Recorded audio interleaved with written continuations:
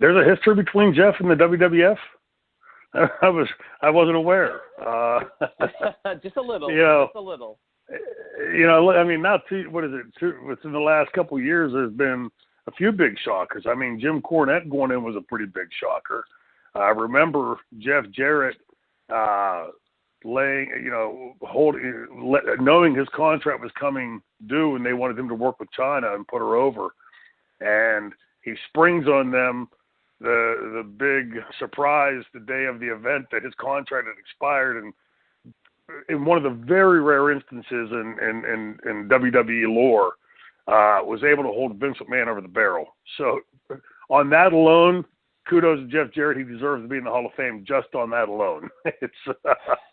I agree. I thought it was a bit shocking. I've got a good friend of mine that comes to every Wednesday, comes and sees me, and I had his sister was one of my students back when I taught at Beaver, and he comes in every week, and he's a big WWE fan, and he comes in every week and apprises me of who was it. I'm sure he'll come in tomorrow to apprise me that Jeff Jarrett was the latest.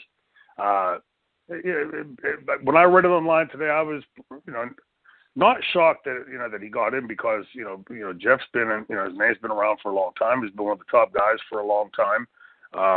I've always admired his work, but shocking in the sense that like some others, he hadn't spent the majority of his career in the WWE or WWF, and when he was there, had to me the Intercontinental belt, as somebody who held it very briefly, was always like the lesser belt. It was like the underneath mid-card belt, or the lower upper card belt, whatever you want to call it.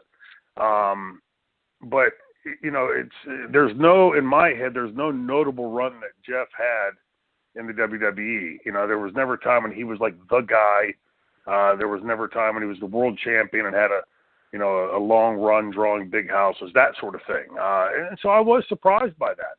But by the same token, I think if you look at what the WWE now today as the entity that owns, the Mid-South tapes and the UWF tapes and the NWA tapes and the WCW tapes, places that Jeff Jarrett was pretty notable.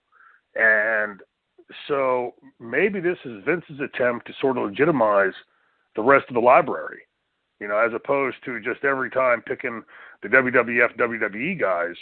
Now suddenly he's picking guys that were, big notables elsewhere. So shocking in the format that I know as being the Vince McMahon way of picking people to be in the Hall of Fame.